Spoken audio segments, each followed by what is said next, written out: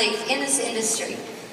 And for 17 years I came to Dallas with another MLM and never once was on this stage. And sometimes when you question, you've done everything you can do. You've got the bloody knees, you've got all the personal growth, you've taken courses, classes, you've handled objections, you fell down, got back up, fell down, got back up. You've attended every conference, every call, you've done everything you can do. Sometimes it's not, what's wrong with me, which is what I was saying for 17 to 20 years. What's wrong with me? What can I do different? What am I not doing right? Sometimes you're with the wrong company, right? So, I've got a few short minutes. There's my clock. Let's talk about how to keep it simple and duplicatable, because that's definitely what Sheila Medina taught Helen and I both. How to keep it simple and duplicatable. I'm reading a book a lot of you know about. It's called Business of the 21st Century by Robert Kiyosaki. Love the book. If you don't have it, you better get it. As a network marketer, this comes right from his book. As a network marketer, you might think your job is to demonstrate and sell a product. It is not.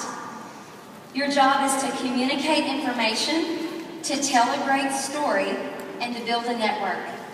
Is that not what we do in Plexus? We share a testimony, we listen to people, and we share what it's done for us. And that's how we duplicate and develop other people. People are tired of being sold. Don't you hate to be sold on something? I hate to feel like someone is selling me something. I hate that. It's such a turnoff. And so we have to remember that's not what we are supposed to do. We are, when someone says to me, so what's in that Plexus stuff? Y'all know me. This is what I say. You know what? And Sheila taught us this. It's green plants, sweet with stevia, flavored with pomegranate and cherry, and it's awesome. It works for the masses. Tell me what's going on with you. Instead of giving them this big, long, you've researched it for 9 hours, you got everything perfect, you got all the long words, and you sit and you start spilling out everything that you know about the product. First of all, you lost them in the first minute because they think, I'm sorry I asked, because I could never remember that, repeat that, say those words, and they realize that you're trying to sell them. They don't care how much you know until they know how much you care. So your job is to listen to them and, close your mouth. We tend to talk too much, and God gave us 2 ears and 1 mouth, and that means we're supposed to listen more than we talk. And when it's about other people, we have to listen. If you want to make a very successful career in network marketing, you have to master listening. You really do. Okay. Second thing I want to talk about is duplication. And I want to read one more quote out of the book. He says, the key to success in sales is what you can do. But the key to success in network marketing is what you can duplicate. Oh, I love this. It's so true. Everything that comes out of our mouth, we should, before we say it, we should always say, could someone else repeat this? If I say this, could someone else tell someone else how to do it? It's just, and I remember in the very beginning days when Helen and I were both new, we would call Sheila like every day, 2 or 3 times a day, texting her, poor thing, I'm so sorry. But I remember saying, Sheila, they're asking me this and this. And I said, it's overwhelming. I'm getting 20 messages a minute. She said, don't give them the answers always. Give them the resources. And that was probably one of the most valuable things she taught me. And so I'll always pass that on. Someone says to you, okay, tell me exactly the order people should take the products in. Or tell me, instead of diarrhea of mouth and telling them everything you know, refer them to where they can find it. Because if they can find it, then they're going to remember it. And then they're going to tell their people where to go find it instead of telling them a whole big long answer. And the more you give people the answers, then the more they're going to depend on you for what? More answers, right? And then you become a switchboard operator all day long, just answering messages. And that's kind of not fun. So, all right, 3 things I want to talk about. I'm watching my time. I don't want to take up my buddy's time. Number 1, there's 3 things I want to talk about on duplication. The first example is just about the product. So when someone says to me, what is in the Slim? You don't want to give the long answer. It's simple. What they're really wanting to know is that something that would work for me? That's all they really want to know. Because if you want to give them this big, long answer, and you do, they're still going to say, okay, so like, you think it'll work for me? And like, what does it taste like? And, you know, do I take it in the morning or the afternoon? I mean, they're really going to ask you those simple questions. So we're the ones that complicate it. We're the ones that make it harder than it is. And, you know, some of you may think it took me 10 months to become a diamond, but it took me 20 years because I have had a lot of all I've ever done is network marketing.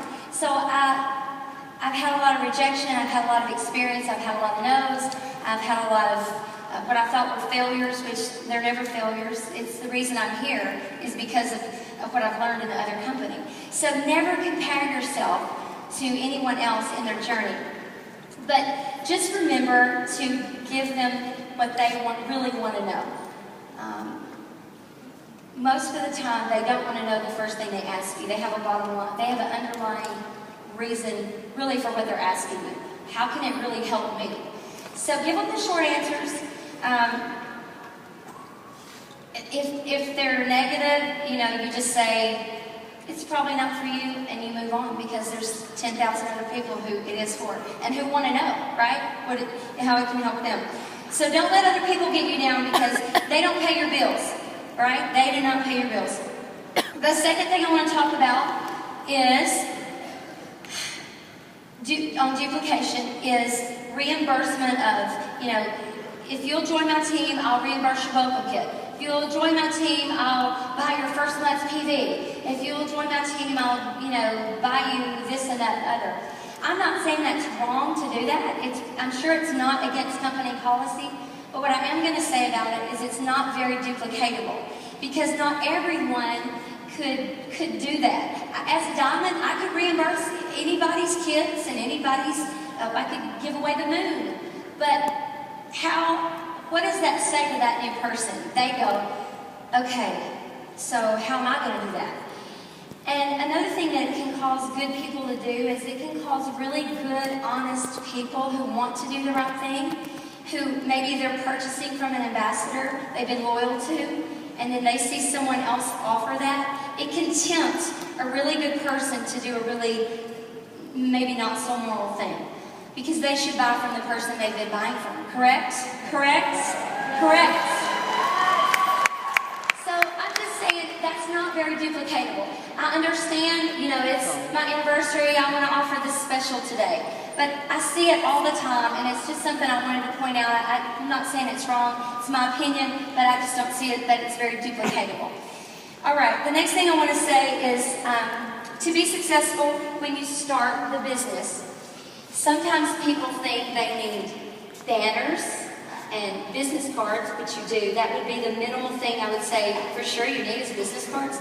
But they think they need banners, business cards, tablecloths. Oh, I need to buy so much inventory and, you know, 900 catalogs because I'm going to probably be doing some booths and we need all kinds of samples. And so then that's not very duplicatable. When Helen and I started, Sheila did not tell us to go buy banners.